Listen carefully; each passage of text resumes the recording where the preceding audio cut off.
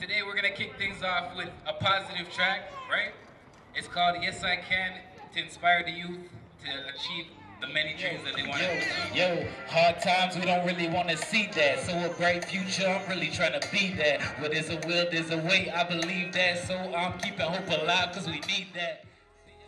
In February 2014, the City of Toronto approved the Toronto Youth Equity Strategy, TYES.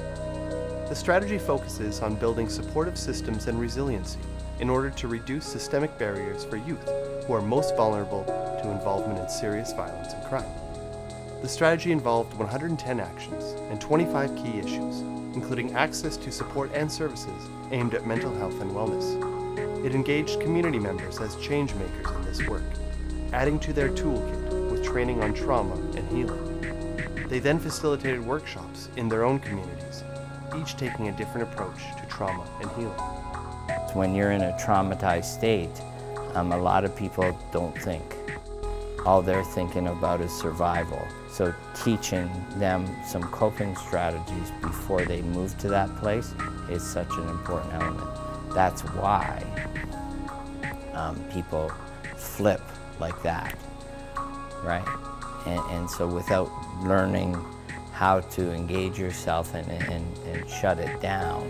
This is just one action focusing on youth and mental health, and the learning that I've had from this project and other things that have happened around mental health is that for MVP youth, again, youth most vulnerable to involvement in serious violence and crime, or some of the challenges that they experience with mental health are quite different than some of the conversations that we're currently having with youth and mental health. And I just would like for this project to lead some of these new conversations and what we need to look for and where we need to look for it, where teachers, service providers, parents are starting to be like, okay, it doesn't look like self-harm and suicide necessarily, but there's still some issues here maybe that we need to address with mental health.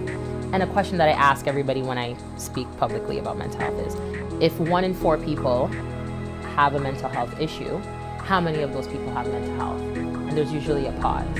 And the correct answer is that all of them have mental health, just like we all have physical health.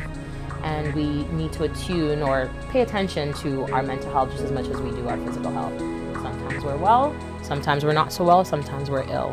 So it's not something to be afraid of, it's something that we have, and hopefully opening up that conversation and starting to lift the stigma around it. Hi, my name is Nadia Mensa, and I'm a community healing animator for the Community Healing Project. I facilitated trauma and mental health workshops in the Rexdale community, particularly at a high school called Father Henry Carr, in conjunction with the after-school program called Microskills.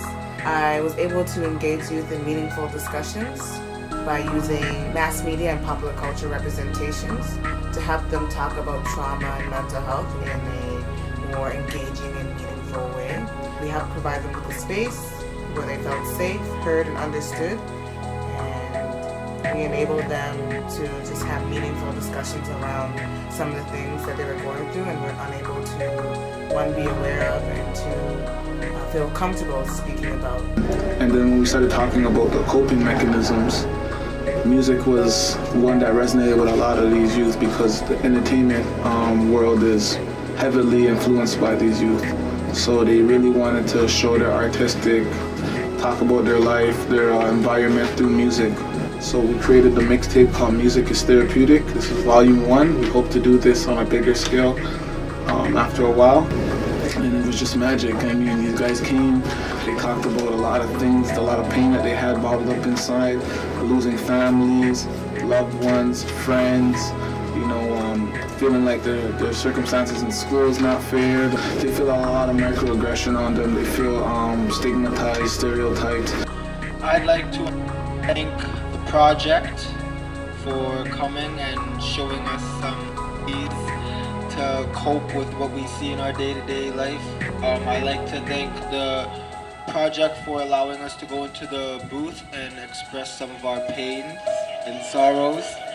Thank you. Because we planted that seed, young people are looking forward again to the project continuing on.